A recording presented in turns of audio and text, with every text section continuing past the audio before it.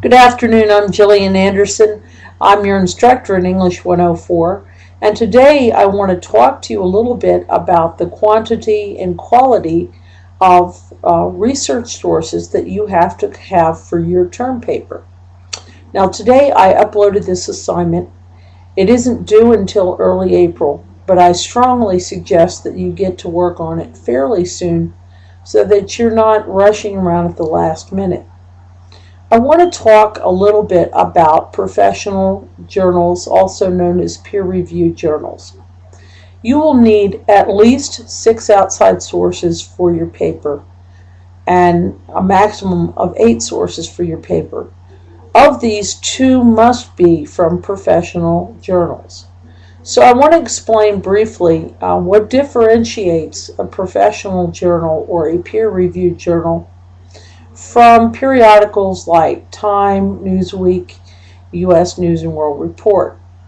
The first significant difference is that U.S. News, Time, and so on, these magazines are published in order to turn a profit. Now, there's nothing wrong with that, but oftentimes these publications will focus on stories that are kind of hot button issues to get the attention of the reader because they want to sell magazines.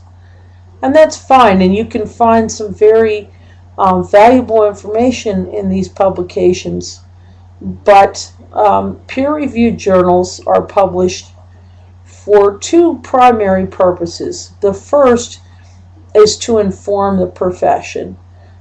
People in every profession are constantly on the lookout for new information about the profession, new research that's being done, and so it's helpful in that way. The other thing is that these journals are produced in order to inform the public. Sometimes people outside of the profession want to know something, and they'll read articles in these journals for that purpose. So that's one set of differences.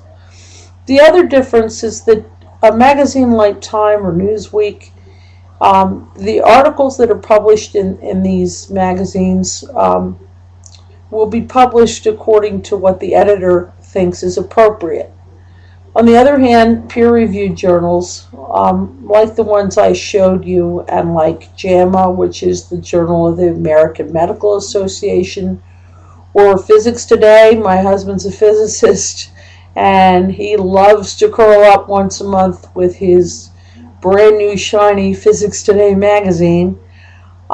These journals do not accept publications until those have gone through what's known as peer review. And that means that you have a panel of experts in that field, and they review potential articles for the publication. They make sure that the author or authors has the appropriate credentials to write the paper, and they want to look at things like how research was done, and they also want to consider whether or not a particular article is going to inform the field. So why is all this important to you? Well, it's important because peer-reviewed journals tend to produce articles that are very reliable, and that means that you're going to get very sound information from peer-reviewed journals. Now, I want to give you a little pointer on how to explore an article from a peer-reviewed journal. The fact is, if you have to have 2 articles for your paper, you're probably going to be looking at 8 to 10 articles before you find the 2 that will really satisfy your needs in terms of this paper. Now, these articles can be 10, 20 pages or longer, and I know that you have other things to do, and so you don't want to spend too much time reading these articles. So there is a little trick that I want you to use that should help you significantly. At the beginning of most articles in peer-reviewed journals, you have something that's known as an abstract. An abstract is generally 50 to 200 words, depending on the needs of the publication, and it gives the reader a snapshot of the article. Now, why is that important? Well, if you read the abstract and you don't understand it, that's a good indication that you should simply put this article aside and move on to something else.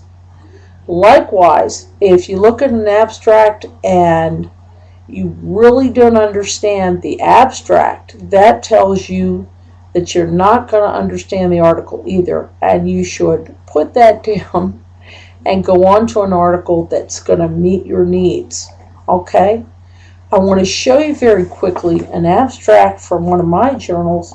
I don't expect you to be able to read this in this context, but I wanted you to see where it is and sort of just take a look. I'll point to it here. I hope I can get it lined up with this camera. It's, there we go, right there. You see below my index finger, that little area there. That's an abstract, okay? So that's all I want to tell you about that, except I do want to mention that obviously you should not use things like the National Enquirer. This is not going to be a, it's not a reliable publication. It's fine if you want to read a little trash and just kind of joke around, but it's not reliable information. So please don't use things like that. If you have a question about a particular article, it's probably best to contact me, and then we can kind of look at it together, and I can make sure that you're on the right track. Now, there is one more thing I want to discuss with you very quickly, and that is picking your research question. You know from reading the Bedford Researcher that a research question really guides your research. The answers that you get from a good research question will help you develop an argument. So it's very important to ask a good research question. So you have closed-ended questions and open-ended questions. How are these different? Well, a closed-ended question really just requires a yes or no answer. For instance, supposing you were to do a paper on the effectiveness of President Obama's administration. Let's just try that. If you were to ask the following research question, you would get very limited information. So say you were to ask, is Obama's administration effective? Well, you're not going to get the wealth of information from that answer that will help you develop your research and your argument, okay? On the other hand, an open-ended question is one where much more than a yes or no answer is required. And if we were to go back to the Obama example, you might ask a question like, what ways has the Obama administration been effective or ineffective? And from the answers that you get, you should be able to come up with information that will help you develop an argument. If you're concerned about your question, again, please talk to me. Now, this Sunday, the 27th of February, you have to have chosen a research topic, and I strongly suggest that you include your potential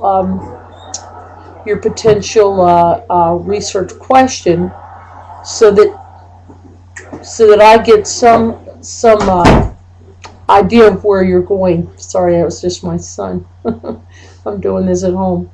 Okay, that's all I really wanted to tell you today. If you have any questions or concerns, remember that you can email me. You can call me at my office. If you like, we can meet in the chat area on Blackboard.